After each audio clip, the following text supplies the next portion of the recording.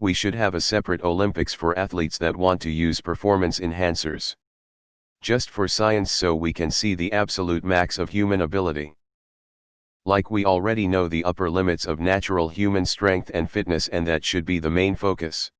But it'd be really ducking cool to see what we can do at the peak of human ability and drugs. That's like the combined might of sheer fucking will and determination and whatever drugs add to the mix. We already do. It's called the Olympics. This was posted a few times before. Both here, on Shower Thoughts, and I'm pretty sure it all started with a tweet. SNL did a skit. https://youtube.b/jajidilwu. The problem is that this would get people killed. People would push it too far with the doping to try and get that edge, and it would lead to a situation where the winner is whoever was willing to die for it from pushing the doping too far. It just seems like a perverse incentive to me. You already see that Olympics, you think they're not using drugs. LMAO. Hate to break it to you, but pretty much every Olympic athlete uses drugs to compete. We're already looking at peak human fitness. The reason we can't do this is the same reason that Congress came down on the MLB after Canseco's book outed the widespread steroid use in baseball. Athletes are role models for kids like. You might not like that they are, you might not think they should be, but those are conversations for another day. The reality is that they are. When it became widespread knowledge that steroid use was an acceptable part of sports culture, we saw stories of high school athletes trying to take stuff. The effect was especially potent because of how much Mark McGwire had been heralded by the media. Young kids taking stuff from shady drug dealers with no oversight led to deaths. Communities complained, so politicians had to take action. It's important, from a cultural perspective, that we depict steroids in a negative light. It's something illicit, like cocaine. If we were to sanction them and celebrate the people who used them, we'd be sending the wrong message to kids. Up to this point, everything I've said has been about the perception. But the reality is that use of peds is rampant in high-level competitions already. In essence, we are currently doing what you suggest, it is just being done in an unsanctioned way. Bad news, almost all Olympic athletes are using peds. It's not that hard to avoid testing positive. You might see a small increase in performance, but that would only be because they can be on their cycle while they are competing. This is very much an unpopular opinion, and I love it. I actually wrote a huge ethics paper on doping in sport. I went into it with the mindset that it was completely wrong and unethical. Then I did the research. Man, oh man, were my eyes ever opened. For anyone who disagrees with doping in sport, I highly recommend you read some of the published articles and books that support it. It's a very interesting perspective.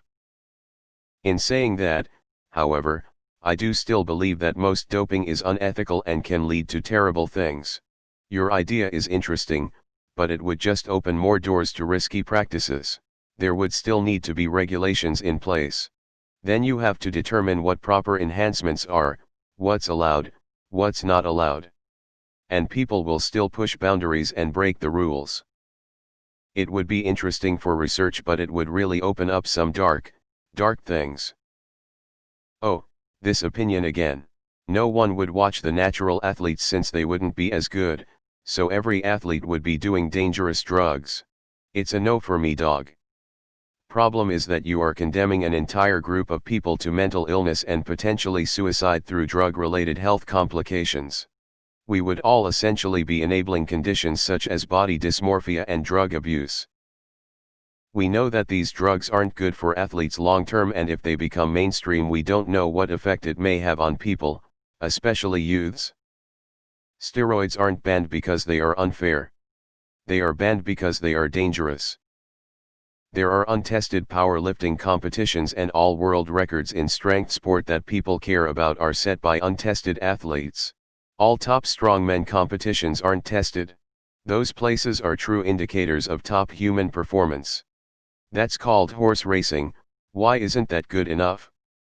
Maybe you should check into that culture, how the animals are treated, what it really takes to produce that spectacle, all the associated ethical problems and costs, then think again.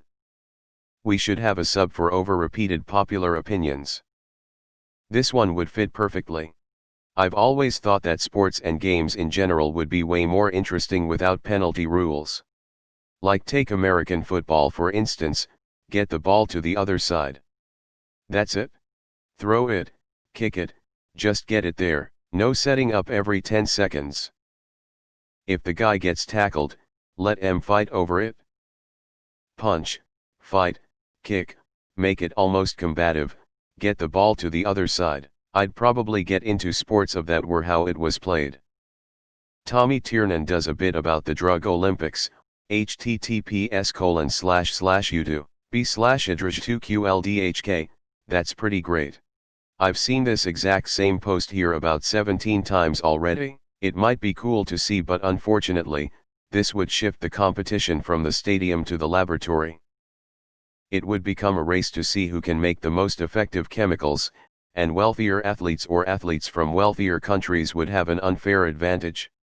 Well, by that same token, I suppose we should start a eugenics program. I think I'd like to see 2 sets of Olympics. One for juicers and one for regular non-juiced athletes. The caveat being you can take as many performance enhancers as you like in the first, but if we catch you doing it in the straight edge competition, you're banned for life from both.